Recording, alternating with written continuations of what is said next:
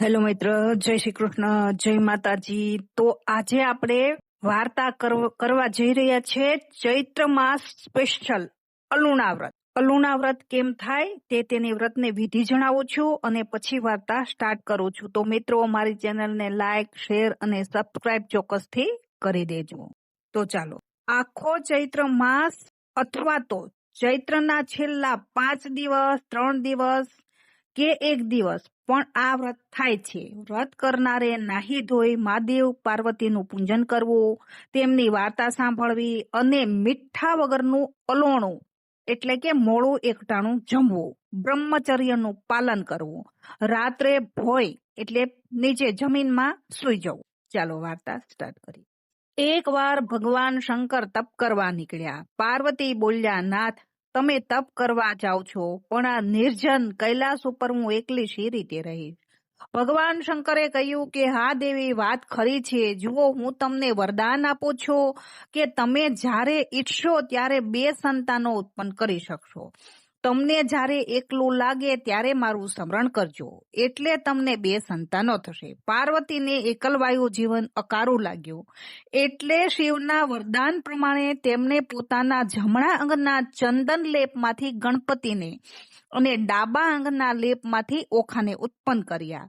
ઓખા અને ગણપતિ બંને ભાઈ બહેન સાથે રમી જમી આનંદથી રહેવા લાગ્યા. એકવાર ગણપતિ અને ઓખાને બારણામાં ચોકીએ મૂકી પાર્વતી સ્નાન કરવા ગયા. અહીં ભગવાન શંકર તપ કરતા હતા. ત્યાં અચાનક નારદજી જઈ ચડ્યા. નારદે કહ્યું, ભગવાન, તમે તો સાવ ભોળા રહ્યા. શંકરે પૂછ્યું, કેમ? નારદજી, એવું શું છે? નારદે કહ્યું, પ્રભુ, તમે અહીં તપ કરો છો અને ઘરે પાર્વતીને છોકરા થયા છે.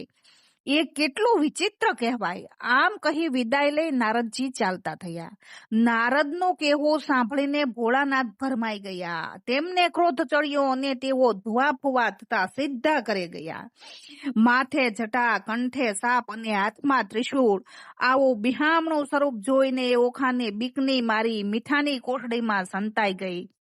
પરંતુ ગણપતિ બોલી ઉઠ્યા, તમે કોણ છો?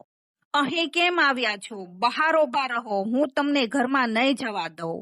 આટલું સાંભળતા શંકર ક્રોધે ભરાયા અને ગણપતિને જોરથી લાત મારી. ગણપતિ ડરપોક ન હતા તેઓ સામે થયા અને બાપ દીકરા વચ્ચે ભયંકર યુદ્ધ મચ્યું. ક્ષણ માત્રમાં ક્રોધના આવેશમાં શંકરે ત્રિશૂળ ઉઠાવ્યું અને ગણપતિના ગળામાં ભૂંકી દીધું. ગણપતિનું માથું ધડથી અલગ થઈ દડાની પેઠે પૃથ્વી પર પડ્યું. ભગવાન સદાશિવ સીધા ઘરમાં ઘસી ગયા. શિવને જોઈ પાર્વતી હસતા હસતા છણકામાં બોલ્યા, થોડી વાર થોભ્યા હોત તો હું નાઈને આવતી જ હતી. તમારી ટેવ જ વિચિત્ર છે. ગંભીર સાદે શંકર બોલ્યા, હવે હું તમારા હાસ્યથી છેતરાવ એમ નથી. ખરેખર તમે તો હિમાચલનું નામ ઉજાળ્યું. શંકરની આવી કટાક્ષભરી વાણી સાંભળી પાર્વતી બોલ્યા, શું કહો છો? શિવ પાર્વતીને બારણા પાસે લઈ જઈ ગણપતિનો મૃતદેહ બતાવી કહ્યું, જો આ તમારા પાપનું પરિણામ. ગણપતિનું શબ જોતા પાર્વતીની આંખમાંથી આંસુ નીકળી પડ્યા. તેઓ હૈયા ફાટ રુદન કરવા લાગ્યા અને કરુણ વાણીમાં બોલ્યા કે હે નાથ, મારા ગણપતિની આવી દશા કરવાનું કારણ શું? કારણ? આથી બીજું કારણ કયું? મારા વિના તમોએ આ સંતાનો શી રીતે ઉત્પન્ન કર્યા? પાર્વતીએ ઉત્તર આપ્યો. શિવ આવેશમાં કહ્યું, તમારી આજ્ઞાથી નાથ, તમે મને વરદાન આપ્યું હતું કે તમને એકલું લાગે ત્યારે 2 સંતાનો ઉત્પન્ન કરી લેજો. પાર્વતીએ કહ્યું. હવે શંકરને પોતાની ભયંકર ભૂલ સમજાય. તેઓ ઘણો જ પસ્તાવો કરવા લાગ્યા અને એ જ ક્ષણે ત્યાંથી ચાલી નીકળ્યા. માર્ગમાં તેમને શાપિત થયેલો એક દાંત વાળો ગજાસુર હાથીના રૂપમાં સામો મળ્યો. તેમને ત્રિશૂળથી હાથીનું મસ્તક છેદ્યું. મસ્તક લઈ તેઓ દોડતા આવ્યા અને ગણપતિના ધડ ઉપર બેસાડી દીધું. ગણપતિ સજીવ થયા, પરંતુ તેમનું સ્વરૂપ ફરી ગયું. તેમની આકૃતિ કદરૂપી બની ગઈ. તે જોઈ પાર્વતીને સંતોષ ન થયો. તેઓ ઉદાસ બની ગયા. પાર્વતીજીને ધીરજ આપી ભગવાને શાંત કર્યા. પણ આવો કદરૂપો પુત્ર પાર્વતીને ગમે શી રીતે? શંકરે કહ્યું, દેવી, ગુણોની આગળ રૂપ કશું જ મૂલ્ય નથી. હું વરદાન આપું છું કે આખા બ્રહ્માંડમાં ગણપતિનું પૂજન થશે.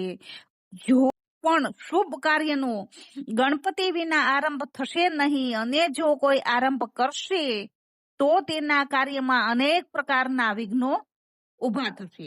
પાર્વતીએ ગણેશને વહાલથી પોતાના ખોળામાં બેસાડ્યા, પણ ઓખા ક્યાં ગઈ? પાર્વતીએ ઓખા ઓખા કહી સાથ દીધો.